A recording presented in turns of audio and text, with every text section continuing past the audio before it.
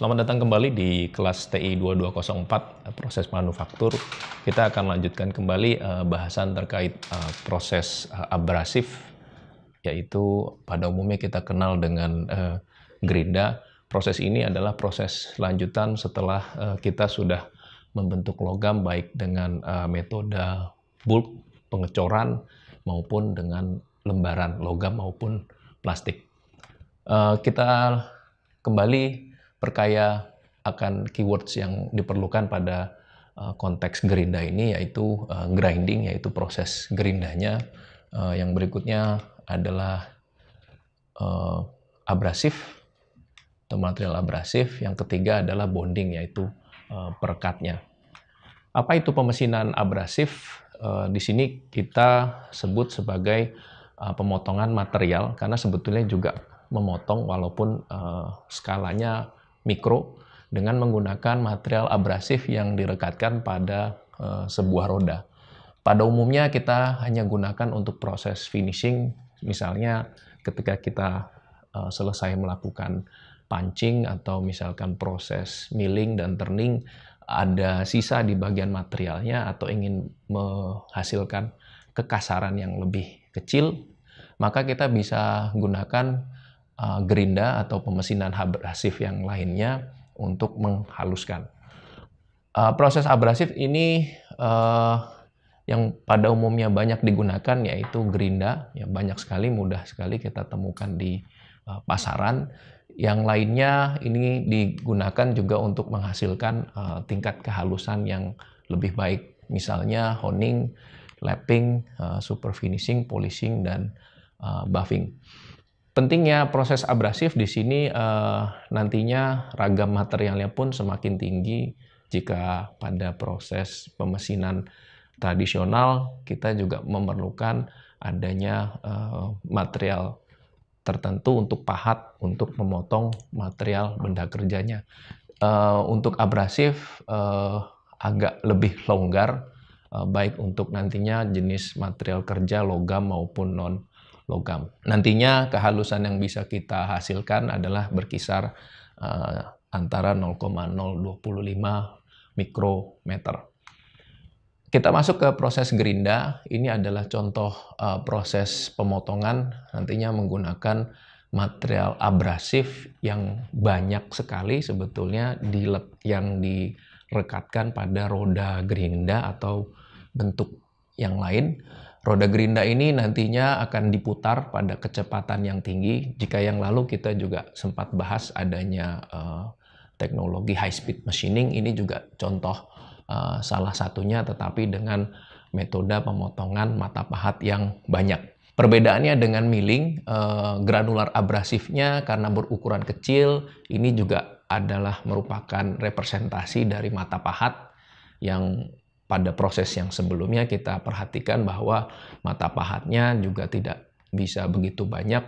Paling mungkin yang tersedia di pasaran adalah sekitar 6 mata pahat yang bentuknya helix. Tetapi di sini karena bentuknya kecil-kecil dan berjumlah banyak yang tadi direkatkan ini, sehingga mengakibatkan ini disebut sebagai pahat yang bermata majemuk. Yang kedua, kecepatan potong yang diaplikasikan oleh gerinda ini lebih tinggi, jadi kurang lebih setara dengan high speed machining yang lalu. Lalu juga orientasi granularnya atau mata pahatnya tidak beraturan, berbeda dengan milling yang hanya bisa bermata pahat 1 hingga 4, tetapi jarak antar satu mata pahat dengan mata pahat lainnya adalah simetris. Yang keempat, pada saat material abrasif tersebut haus, metode yang dilakukan adalah self sharpening, yaitu nantinya material abrasif tersebut bisa patah sehingga membentuk permukaan baru yang tajam. Berbeda dengan milling, ketika pahat itu tumpul maka kita perlu mengasahnya. Lagi-lagi mengasahnya kemana? Kita kembali gunakan roda gerinda. Ini adalah contoh roda gerinda. Material abrasifnya bisa berupa aluminium oxide, silicon carbide, cubic boron, dan permata atau diamond. yang paling keras. Ini akan disesuaikan dengan jenis material kerja yang akan dipotong. Bagaimana merekatkannya, kita juga memiliki beberapa perekat nantinya yang juga akan mempengaruhi struktur dari roda gerinda tersebut. Lalu kita bisa perhatikan kira-kira dalam skala mikroskopis, jika kita perbesar, bentuk strukturnya nantinya akan terdiri dari granular yang letaknya tidak beraturan tadi, adanya pori-pori, dan juga dikombinasikan dengan perekat yang merekatkan granularnya satu dengan yang lainnya. Untuk memilih roda gerinda, seperti disampaikan di awal, kita harus menyesuaikannya dengan material kerja yang akan dipotong. Sebagai contoh di sini nantinya pada roda gerinda ini adalah kodifikasi yang tradisional atau konvensional yang ada nantinya pada roda gerinda yang dijual di pasaran. Yang pertama itu adalah merepresentasikan simbol dari perusahaannya, bisa jadi indeks dari material abrasif atau roda gerinda yang diproduksi oleh perusahaan tersebut. Lalu untuk kode berikutnya berupa abjad yang terdiri atas A atau C. Ini yang merupakan A adalah aluminium oxide, yang C adalah silikon carbide, bentuk dari granularnya. Yang berikutnya kita memiliki ukuran dari butiran atau granular tersebut, bisa kasar, sedang, halus, atau sangat halus. Selanjutnya kita juga memiliki skala abjad yang merepresentasikan skala atau grade dari gerinda tersebut. A itu soft, lalu abjad Z adalah keras, diantaranya adalah tengah-tengahnya. Berikutnya kita juga punya skala untuk merepresentasikan struktur, apakah rapat atau longgar, dan kode lainnya.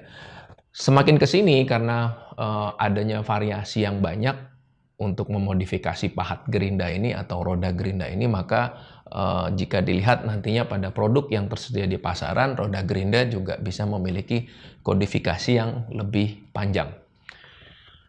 Kita perhatikan kembali bahwa nantinya pada saat memilih roda gerinda pun harus kita sesuaikan dengan bagaimana proses yang akan diaplikasikan pada material kerjanya. Kita paling tidak akan mengenal dua bentuk, ya. Satu adalah gerinda periferal, sama halnya seperti gerinda pada horizontal milling. Di sini yang harus dipahami adalah pada saat periferal, sumbu rotasinya letaknya di tengah, dan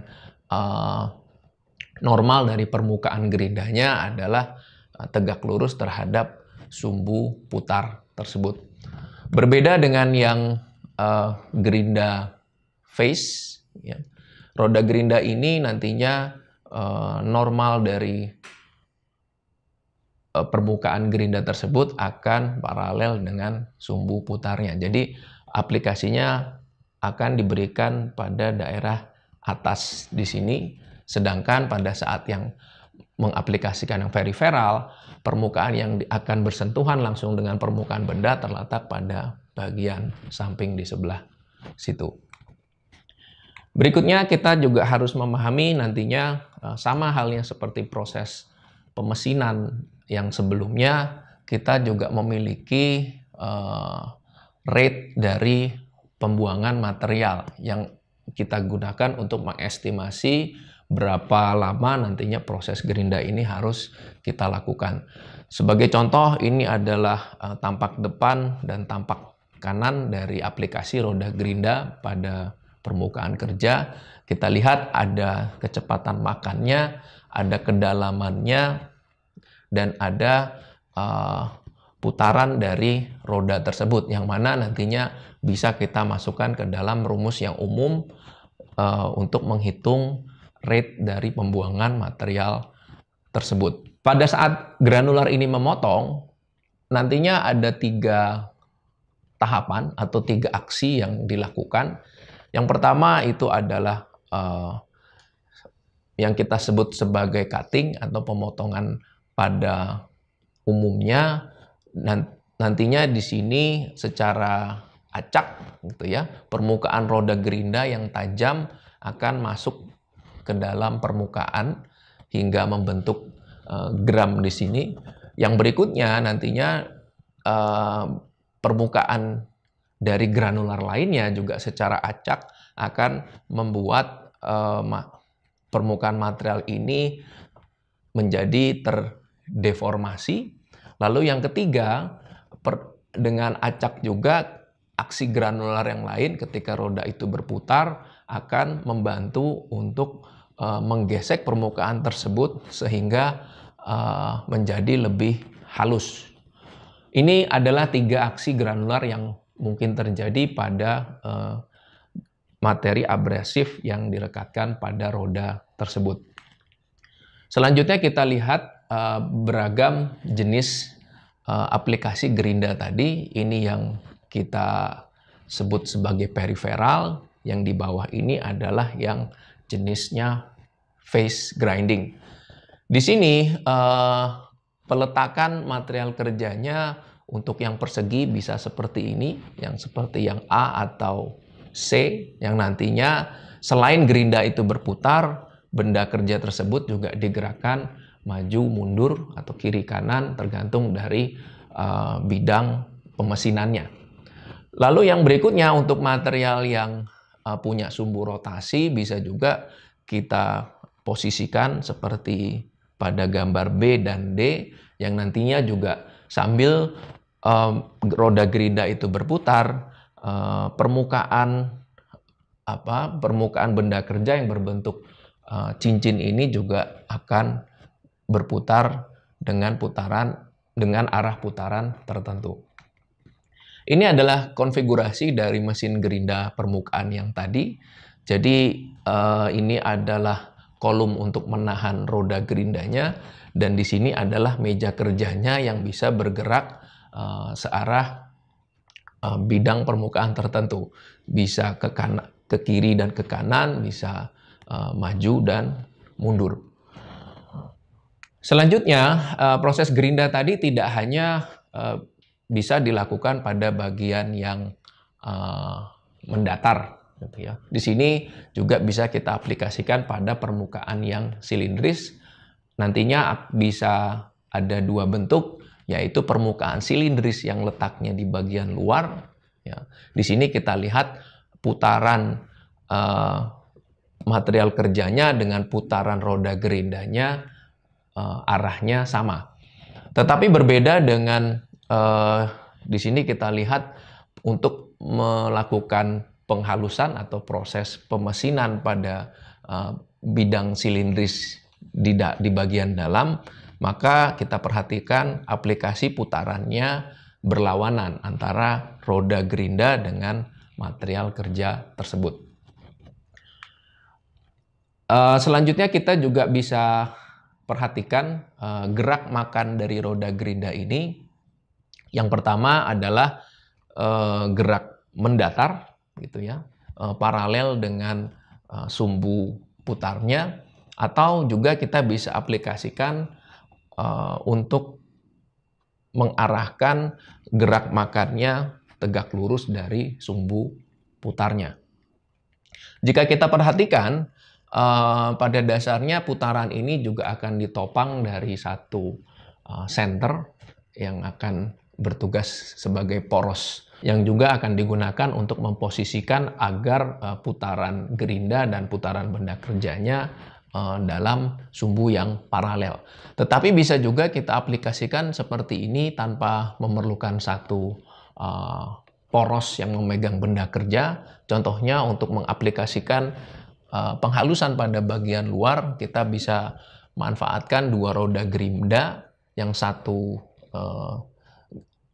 bisa kita bilang stasioner, yang satunya bisa kita kendalikan sudutnya. Sehingga dengan adanya perbedaan sudut ini, maka akan menarik benda kerjanya untuk bergerak ke arah tertentu dari simpangan sudut tersebut.